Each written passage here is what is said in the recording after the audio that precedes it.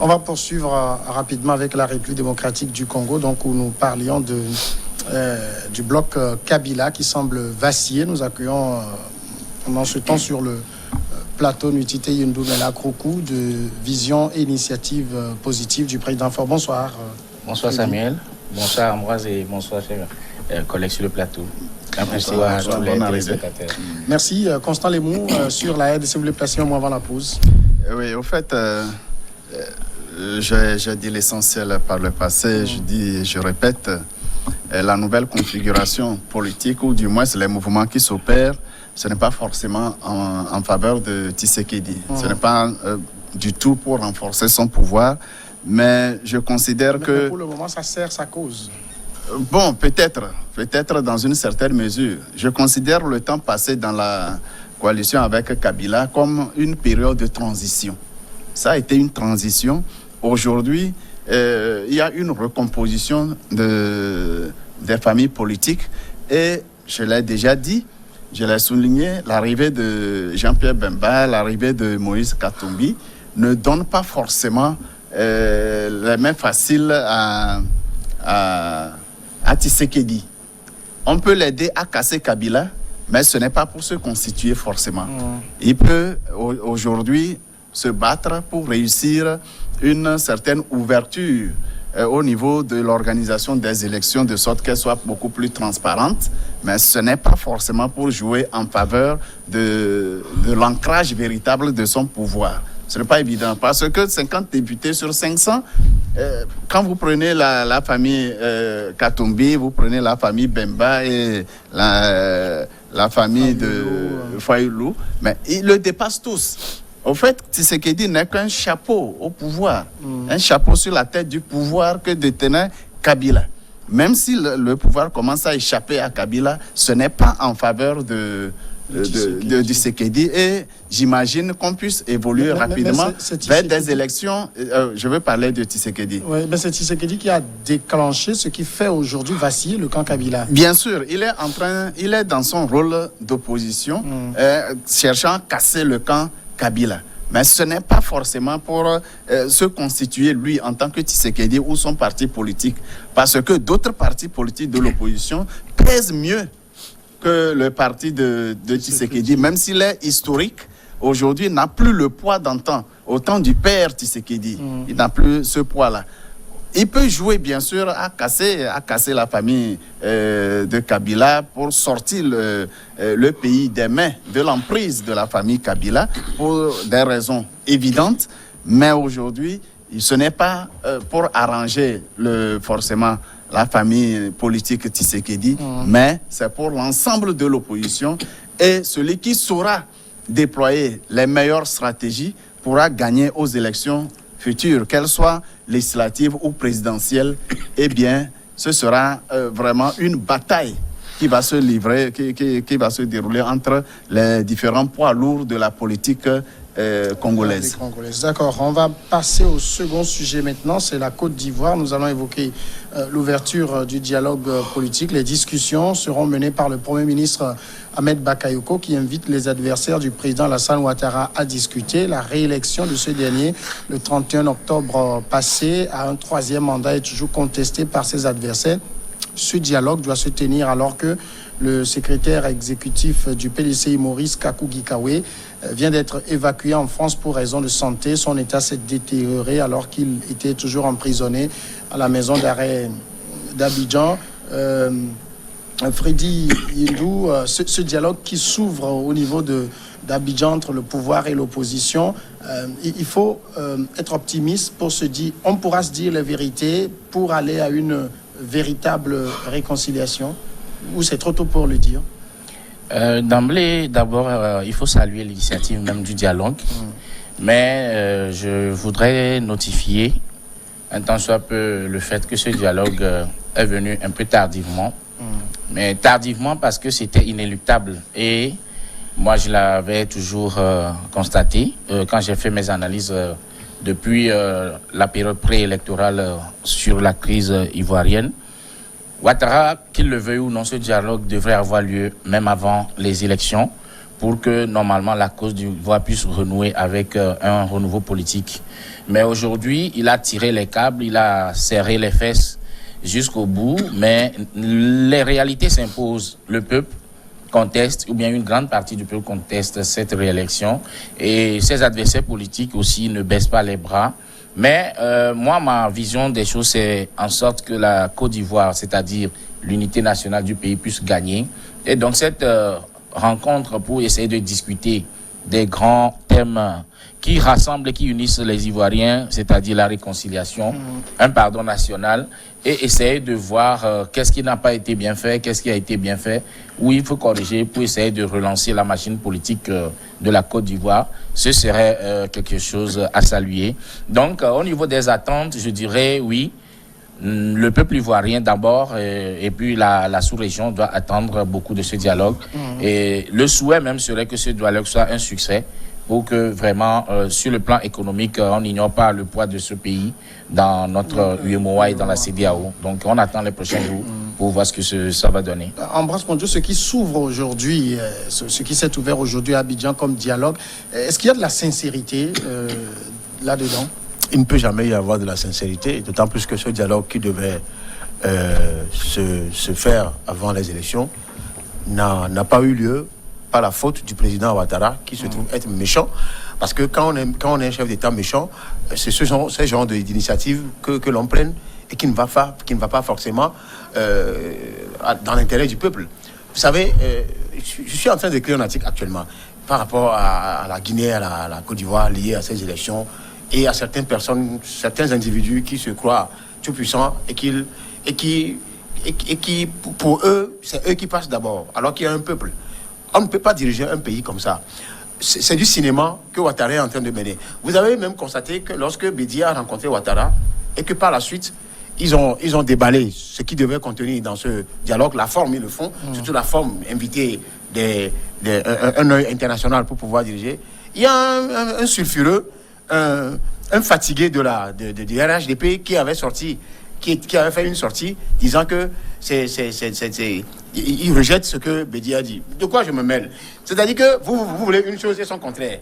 Alors qu'au même moment, ce Ouattara avait déjà parlé de dialogue. De quel dialogue parle-t-il? Il ne faut pas aller à un dialogue que toi tu veux.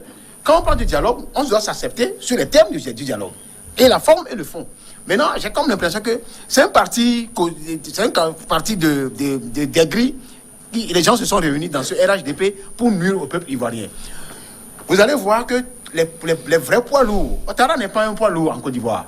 Que les gens le veuillent ou non, Ouattara n'a jamais été un poids lourd. C'est un transfuge. C'est un monsieur que Fobani a débusqué du FMI, pensant que c'était quelqu'un de sérieux. On l'a amené, il a foutu du bordel, et aujourd'hui, il continue par mettre le feu. Il a pris les allumettes et les bûchettes et les pailles pour pouvoir, comment on appelle, embûcher toute la Côte d'Ivoire. Les résultats sont là, plus de 80 morts pour un seul individu qui veut coûte que coûte faire un troisième mandat. Donc ce dialogue, en principe, devait étaler tous les problèmes de la Côte d'Ivoire, y compris les problèmes d'ordre électoraux, touchant le code électoral, touchant la libération immédiate même de ceux-là qui ont été emprisonnés. On ne peut pas faire un dialogue en gardant les opposants en prison. Je suis désolé. Il se prend où? Il mourra un jour. Même l'autre, le vieux de la Guinée, ils mourront.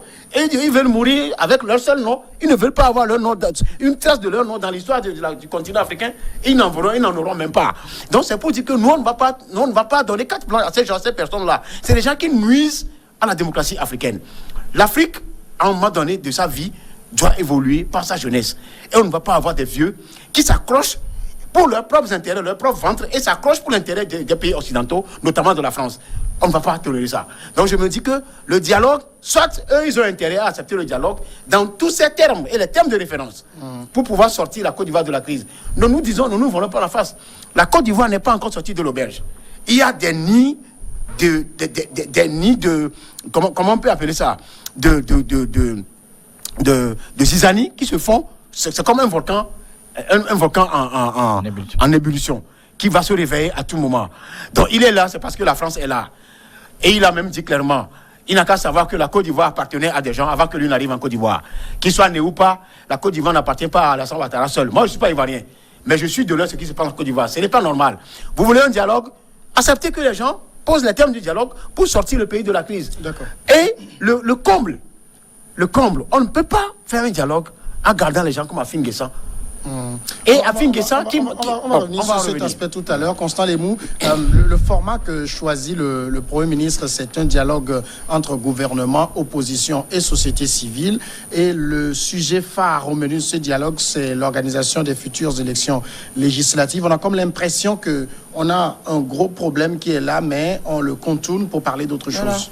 Le gros problème, il est là, c'est le 3e mandat de Alassane Dramane Ouattara qui a fait beaucoup de violences et de victimes en vies humaines.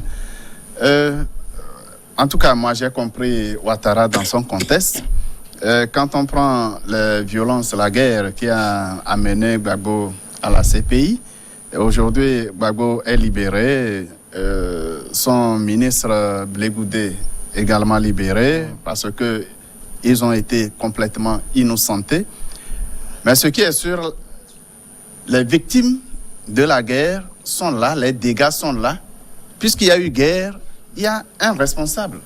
Si ce n'est pas Gbagbo et Blé Goudé, c'est qui? C'est Ouattara et son camp.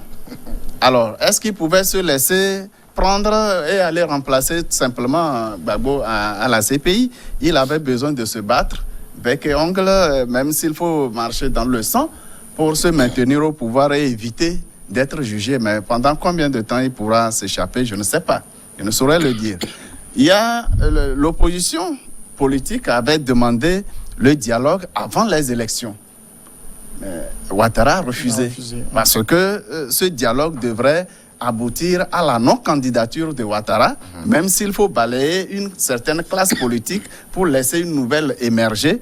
Ouattara ne pouvait pas entendre de cette oreille par quitter le pouvoir de sitôt avec tous les risques de se voir transporté à la CPI parce que si l'adversaire n'est pas coupable de ce qui est arrivé, c'est forcément lui qui est coupable. C'est cela. Aujourd'hui, le dialogue qu'il demande, c'est un dialogue de vainqueurs. Il demande un dialogue, il organise un dialogue de vainqueurs. Il a persisté, les élections ont eu lieu, l'opposition n'a pas réussi à l'empêcher, les résultats sont proclamés, il est élu. On ne peut pas le contester aujourd'hui. Puisqu'il est élu, il n'y avait pratiquement pas de candidature de l'opposition. Alors, il est élu, les résultats sont là. Alors, ce dialogue de vainqueurs consistera tout simplement à une répartition des pans du pouvoir.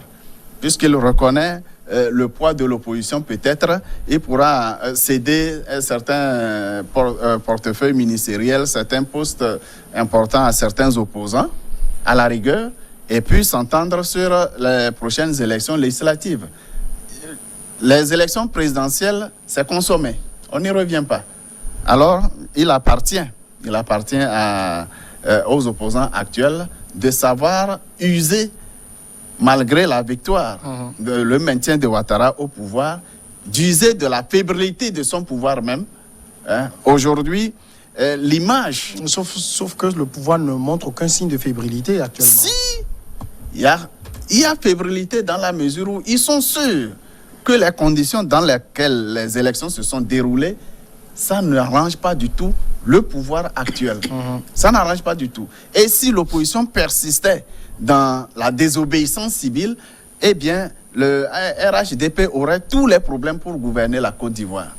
On est retombé pratiquement au lendemain de la guerre de 2010-2011. On est retombé là-dedans. Et cela a terni complètement les œuvres positives que Alassane Dramane Ouattara a posées pendant 10 ans de mandat, pendant 10 ans au pouvoir. Donc, le fait qu'il ait créé cette situation-là, cela a complètement foutu son image même et il est obligé de négocier. Il est obligé de négocier pour se receller véritablement, avoir le hockey des poids lourds de l'opposition pour qu'il gouverne jusqu'à ce qu'il parte. Ce qui est sûr, il partira. Mort au pouvoir ou pas, ce qui est sûr, il y aura rebondissement des effets de la guerre de 2010-2011. Et il devra répondre. C'est ça la crainte. Freddy Koukou, je pense que c'est Ambroise qui le disait, il y a l'opposition ivoirienne qui posait un certain nombre de préalables au dialogue, notamment la libération des prisonniers politiques, la présence d'un organe international comme l'ONU pour encadrer le dialogue.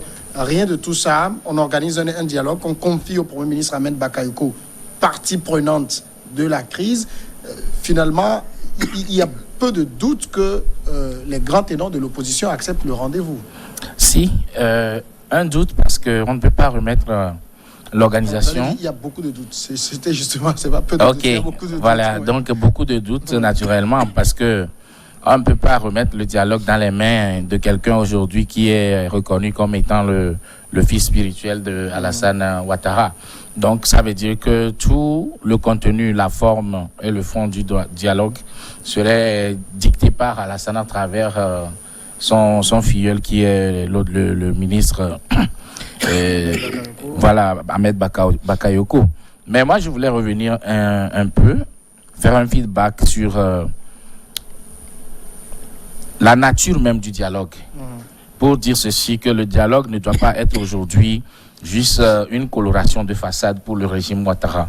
Et quand on analyse ce qui se passe en Côte d'Ivoire aujourd'hui, d'emblée, il faut appeler Ouattara à une norme. C'est-à-dire, il avait déjà sombré la Côte d'Ivoire dans un bain de sang. Il a fait cela une seconde fois avec déjà près d'une centaine de morts depuis que cette élection a commencé jusqu'à sa soi-disant réélection. Et maintenant, nous sommes en train de rentrer dans une phase d'apaisement où on sent que l'opposition, le peuple, toute la Côte d'Ivoire veut rentrer dans une phase de réconciliation. Parce que les plaies béantes de la crise de 2010-2011 sont toujours là.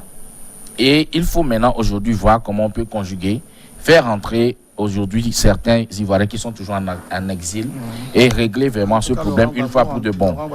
Mais Gbagbo et Charles Blé Goundé, pour ne pas oublier maintenant la Côte d'Ivoire silencieuse qui s'est éparpillée dans presque tous les pays de la sous-région, les pays voisins, surtout comme le Ghana et le Togo. Donc aujourd'hui, cette table de discussion, moi je pense qu'on doit faire venir des gens peut-être neutres pour essayer de recadrer ce dialogue, bien sûr. Mais naturellement, je ne fais plus confiance en un organe ou bien en une institution comme l'ONU.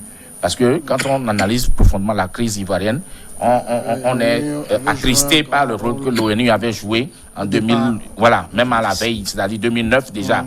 En 2009 déjà, l'ONU avait des éléments qui devraient permettre à cet organe, si elle est vraiment crédible, de pouvoir éviter tout le carnage que la Côte d'Ivoire a connu. Et même l'ancien président sud-africain, Jacob Zuma, a interpellé l'ONU plusieurs fois et on n'a rien eu. Et quelque part, il était l'un des seuls rares qui avait tenté de soutenir Gbagbo ou bien de lui vraiment... C'est Thabo Mbeki. Thabo Mbeki, excusez-moi, Thabo Mbeki, je voulais dire, et qui avait vraiment soutenu Laurent Gbagbo. Et pour ne pas oublier l'autre là aussi, Kadhafi, qui a fait ce qu'il pouvait à distance, mais dans la somme de ce que nous appelons les institutions internationales, ils sont restés en silence, même le jour du dépouillement, quand le désordre a commencé à l'hôtel du Golfe. On a crié alarme à ces institutions qui n'ont pas réagi. Donc, je préférerais aujourd'hui que l'Afrique, nous avons aujourd'hui l'Union africaine, l'Afrique s'asseye elle-même pour essayer de réfléchir consciemment et sincèrement sur la crise ivoirienne. On a des experts en Sciences Po en Afrique. On a des gens qui sont aujourd'hui des cryptologues fins de ce qu'on appelle la démocratie.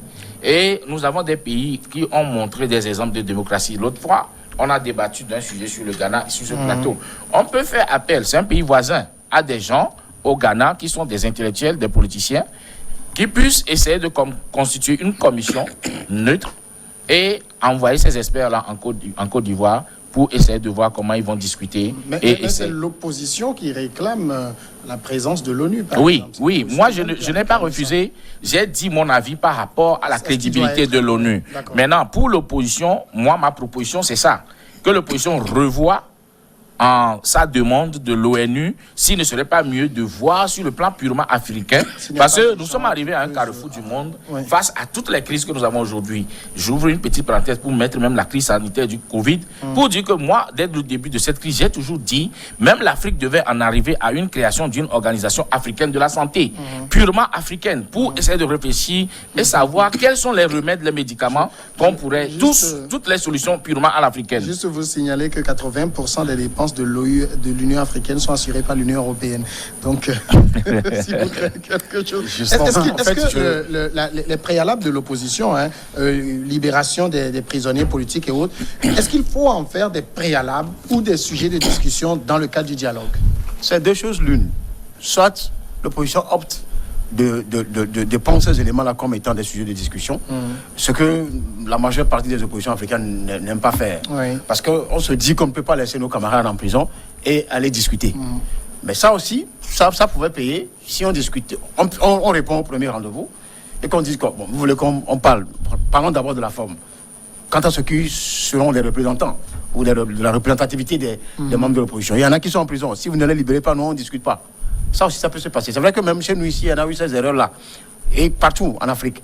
On ne peut pas les accuser pour ça. Parce qu'on ne peut pas avoir les gens en prison, les nôtres en prison et aller discuter. Mais aussi, on peut aussi négocier dans le premier rendez-vous de les libérer avant de continuer la discussion. Ça, c'est un. De deux, je partage l'avis de mes deux co-débatteurs. Quand il a parlé de Zuma, j'ai ri un peu. Parce que je me dis que lui n'a pas eu le temps de s'occuper de ces milliers de femmes avant de regarder ce qui se passe du côté. Par contre, Thabo Mbeki est un panafricaniste convaincu. Il est terriblement investi dans le panafricanisme. Ça, et c'est en son temps. Et malheureusement, c'est quand on est président, quand on a le pouvoir. Quand on n'est plus président, on a beau être négociateur dans tout. C'est le dernier mot revient à certaines puissances étrangères comme on les connaît, la France, les États-Unis et autres. La crise ivoirienne a une source. Et Ouattara l'a dit en substance, en paraphrase. C'est la France. Vous voyez ce qui se passe aujourd'hui en Centrafrique? Pour ne pas sortir du cadre de notre débat, vous ne pouvez jamais comprendre, c'est la France. Moi, je le dis en toute ouverture. Pas la France en tant que France, mais c'est la France politique, la France dirigeante. C'est les dirigeants depuis les temps immémoriaux de la France, depuis De Gaulle. C'est pourquoi je n'ai jamais aimé ce monsieur. Je m'en fous. Qu'on me dise quoi, je n'ai jamais aimé ce monsieur. Mais les gens quelqu'un qui a martyrisé l'Afrique, quelqu'un qui a soumis l'Afrique au joug colonial, qui a enlevé tout jusqu'aux ampoules en Guinée. Comment moi je peux l'aimer? Je ne peux pas. Je ne veux pas aimer ce monsieur-là. Et je ne veux pas aller par 4 chemins pour le dire. Qu'il soit enterré dans les deux églises de Colombe, tout ça. Ça, c'est pas mon problème. Maintenant, je reviens à ce que vivent les Africains dans la main de la ancienne puissance coloniale française. Tout ce qui se passe en Côte d'Ivoire, je vous le dis et le répète, que c'est la France, c'est les politiques dirigeants français. En Centrafrique, les Russes sont arrivés. Et ça ne plaît pas à la France. Ça aussi, on le sait. Parce que le président actuel est très intelligent. Il a bien fait de jouer la carte de rapport de force. Et ça ne plaît pas. Et le Drian est parti là-bas, il a dit tout, ça n'a pas marché. Maintenant, il faut utiliser un bras armé de la France qui est en Afrique centrale, je ne vais pas citer le nom, pour pouvoir téléguider encore les vieux démons, les rebelles, tout ça là. Ça ne va pas marcher. Pour revenir et dire que le cas de la Côte d'Ivoire, il a si bien dit. Il y avait un représentant de l'ONU en ce moment-là. C'est lui qui a joué tout. Et Ouattara n'avait pas gagné les élections. Je suis désolé. On a beau dire que Ouattara gagne. Il n'a jamais gagné les élections. Il n'a jamais gagné les élections. Et aujourd'hui, il est là comme un pantin. Il se dit président de la Côte d'Ivoire. Il est illégitime et il est illégal même. Pour se dire... Là, c'est le président selon les institutions. Oui, vous savez, ces gens-là mourront et personne ne se souviendra d'eux. Sauf négativement. C'est ça l'Africain aussi. Hein. Les Africains, ils sont silencieux parce qu'ils ne savent à quel sens se vouer pour se libérer de ces voyous-là. Mais quand ils vont partir, il y a des présidents, personne ne donne, non jamais, on ne cite plus le nom. Bon, le cas de Yadema ici, c'est vrai, Yadema, on a beau le critiquer, il a fait des choses très mal ici. Ici, on peut l'appeler, mais les Togolais ont reconnu qu'à l'arrivée de Fort, il y a des choses pires qui se sont produites, même que Yadema n'a jamais fait. Mais Yadema, son nom ne sillonne pas l'Afrique. Vous voyez la pitié. Alors qu'on peut reconnaître quelqu'un de sage, au moins en Afrique, qui faisait tout pour régler les crises. Même s'il y a de l'argent et des armes qui passent, on peut reconnaître ça. Mais on se dit, je vais terminer, on se dit quand même qu'il faut bien faire en tant que chef d'État avant de partir. Mais sauf que, je vous dis, je le répète aujourd'hui, les deux présidents, Condé et Ouattara, quand ils vont mourir, c'est fini. Même ça va suivre leurs enfants. Je suis désolé. Alors, Constant Lemou, finalement, est-ce que si l'opposition persiste pour que ces préalables soient respectés, est-ce que ce ne sera finalement pas, j'allais dire, un petit dialogue au rabais avec quelques membres de la société civile pro-pouvoir, quelques opposants également un peu mi-teintes qui pourront accepter l'invitation? Je pense l'avoir dit précédemment. C'est un dialogue de vainqueurs qui s'ouvre. Ouattara et son camp cherchent juste une accalmie, juste pour que l'opposition ne l'empêche pas de mener tranquillement son mandat. Alors, on ne pouvait pas inviter à ce dialogue uniquement la classe politique de l'opposition. On va rapidement colorer avec la société civile pour montrer qu'on veut faire un dialogue inclusif et, disons, qui prenne en compte toutes les préoccupations aussi politiques que économiques et sociales. C'est la stratégie et c'est commun à tous les pays. Bon, quand on prend le problème de fond, est-ce que en réalité ces hommes sont en train de défendre la cause de la grande population ivoirienne? Ce n'est pas évident. C'est un jeu des grandes puissances économiques qui s'installent à travers le monde. Malheureusement, les Africains se sont laissés fabriquer parmi eux les serviteurs des puissances étrangères. Quand vous prenez l'ensemble de la classe politique ivoirienne, tout le monde jure par la France. Tout le monde. Il faut remplacer Ouattara par Bédié, c'est toujours la France qui va dominer. Même si c'est Soro ou Blé Goudé, c'est peut-être Blé Goudé et Gbagbo qui ont tendance à se démarquer un peu, disons, faire cultiver un certain nationalisme pour que les richesses africaines... Non, ils sont nationalistes, les deux. Pour que les richesses ivoiriennes profitent effectivement au peuple ivoirien, mais tout le reste, que vous preniez à Pinguessan ou qui que ce soit, c'est des pro-français, ce sont des éléments français utilisés en Afrique, et c'est dans tous les pays francophones d'Afrique. Donc, c'est de la bonne guerre de la part de la France. C'est de la bonne guerre. Ils cherchent à se positionner, à faire fleurir leurs entreprises. C'est normal. Maintenant, il appartient aux Africains eux-mêmes de prendre conscience de leur situation, de s'engager sur la voie du développement de leur pays pour utiliser les ressources africaine et nourrir le peuple africain. C'est de cela qu'il s'agit. Qu'en Centrafrique, les Russes soient présents, ce n'est pas pour les beaux yeux des Centrafricains. Les Russes cherchent aussi leur intérêt. Les Anglais, les Américains, les Chinois, tout le monde cherche à se positionner de façon stratégique et faire fleurir son économie. Ce n'est jamais pour les beaux yeux d'un quelconque Africain ou d'un pays africain que les puissances s'installent, pas du tout. Alors, il appartient aux Africains, à la classe politique, si vraiment c'est des nationalistes, qu'ils s'expliquent, que les populations comprennent qu'il faut vraiment exiger que les pays africains soient dirigés par ceux qui sont élus par le peuple et non par... ils sont désignés par des puissances économiques pour défendre les puissances, les pays étrangers installés dans nos pays. C'est dommage, c'est bien dommage. La Côte d'Ivoire est bien riche, mais est-ce que la Côte d'Ivoire, son niveau de développement reflète ces richesses? Ce n'est pas évident. Mais c'est la France qui est bien construite. Ce sont les Français qui se sentent bien à l'aise et profitent des richesses africaines. D'accord, Voilà. on va aller à la pause, la grande pause, et on reviendra après le journal continuer.